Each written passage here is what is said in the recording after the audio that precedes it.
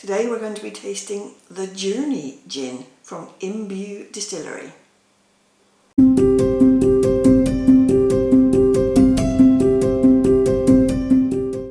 Hello, I'm Jo, this is Maximo. We're Tipples and Treats, and today we have a gin. This is from the Garden Street Gin Club. This is the February 2022 Gin of the Month. Comes with this great little booklet that tells you all about the distillery.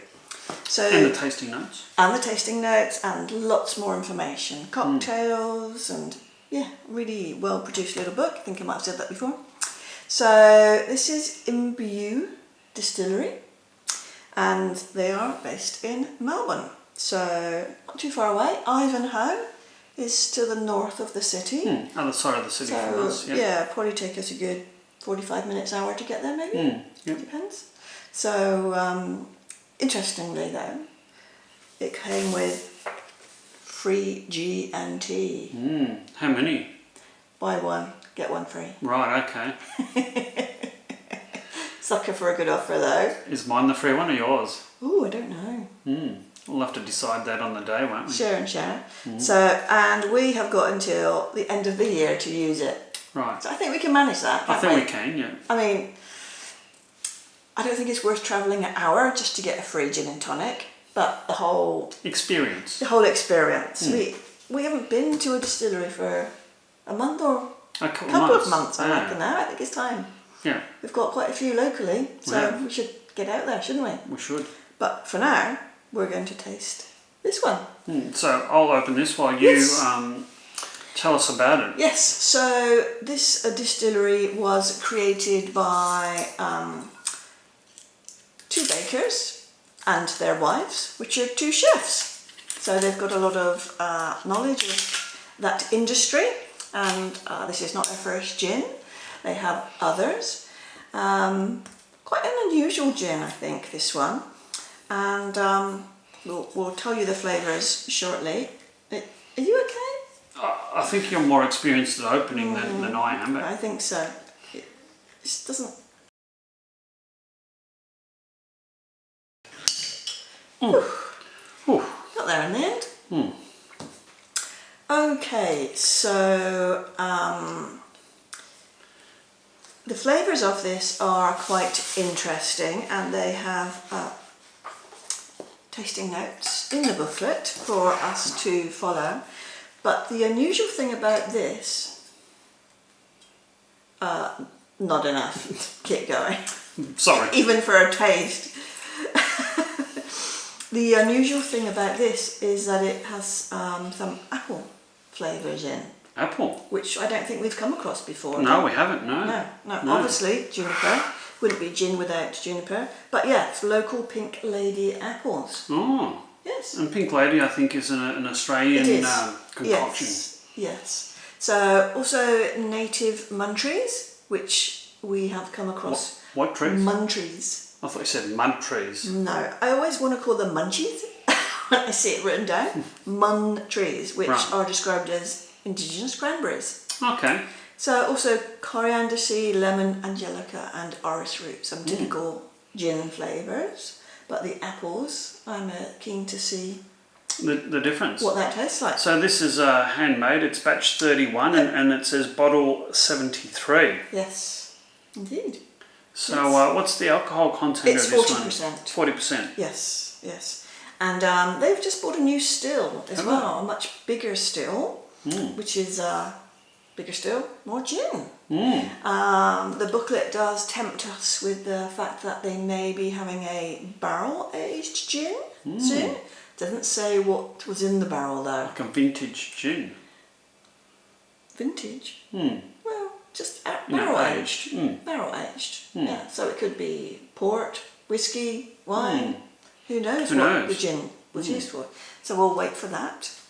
And possibility of a whiskey coming from them. It'd be interesting. Wonder if they'll have it ready by the time we get over to visit them. I'm not sure. Okay, let's... So I've done no research about this, which is very unusual, and you're the research queen for this review. Doing all the talk. So I'm going totally blind in here. It's quite aromatic, isn't it? It is. Definitely gin. Bit of fruit. Yeah, it's a lot less citrusy, I think, from the aroma. I'm not really getting not really getting any apples. I don't know. I think There's certainly fruit. It's sort of a non-specific fruit aroma. yeah, I might be able to smell the apple. Yeah, they're really interesting. Interesting, isn't it? Yeah, really interesting. Let's give it a go, shall we?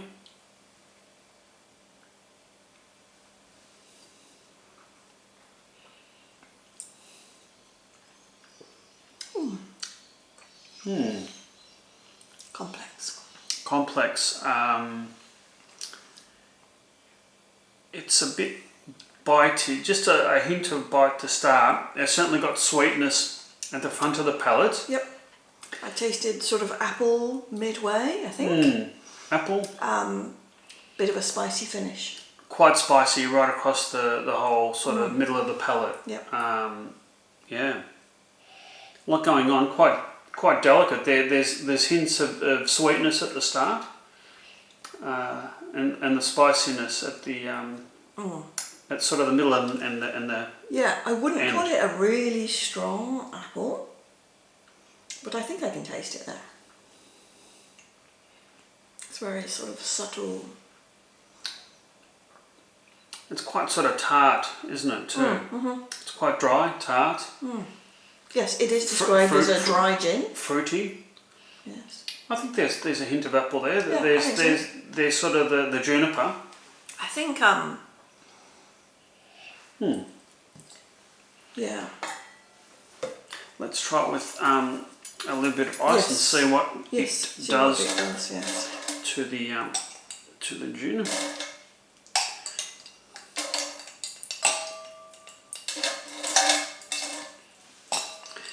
Always something interesting, unusual from the Garden Street Gin Club, because we're not choosing it ourselves. I'm not sure I would have picked an apple gin. No, it would have been if we were picking a tipple. No. You'd probably go for the citrus or the red lime or Yeah, I do like quite a citrusy gin. I think the apple sort of conveys sort of a mellower, sweeter gin, but there's a fair bit of spiciness. It's cut down the nose a bit. I think that has brought out the juniper a lot more. Yes, yeah, it's almost a menthol sort of. I wouldn't say Almost, that. it's sort of a minty. I've got more of the mint and perhaps less of the fruit and less of the apple. It's certainly cut down the spiciness quite a bit. I think I might have to have a few of these for it to grow on me. Yeah. I don't dislike it, but it is quite different. It is. And it's Quite sharp. yeah, it's tart. The fruit, the sweetness has gone out of it too, I think, hasn't it? Yep. Yep. Let's try it with a yes. a slice of apple because it's the Garden Street Gin Club did provide us with some slices of apple. apple. In the nice photo in the booklet, it shows you with fresh apple. Now, I'm just going to give it Yep. a dash Me of too. tonic. I'm using the Fever Tree Mediterranean tonic, which did come With in this it. box. It also came with some sort of grapefruit, It a came- cappy grapefruit Yes, it did. mixer. Yes. So I might try that another time. Grapefruit and apple might be an interesting mix. But we've gone with our traditional and favourite Mediterranean Fever Tree. You've got to keep your taste tests with some sort of control, haven't you?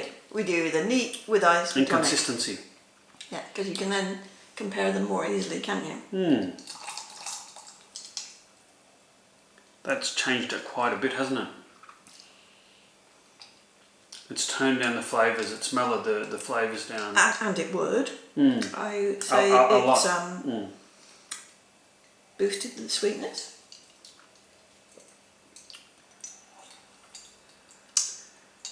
there's still a hint of spice, but most of the spice is gone. It's more, I guess, the bitterness of the tonic now. Yep. I'm not sure. I think it's we hardly put any tonic in here, but I think it's cut down the flavour of the gin quite a lot. Yes. So I would only surmise that the gin's quite a delicate gin in terms of flavours. Yes, I think it's very delicate. That diluting it with ice and then tonic is really cut down the aroma and the palate quite substantially, I think. No way would I put 30 ml of gin and 90 ml of tonic. No.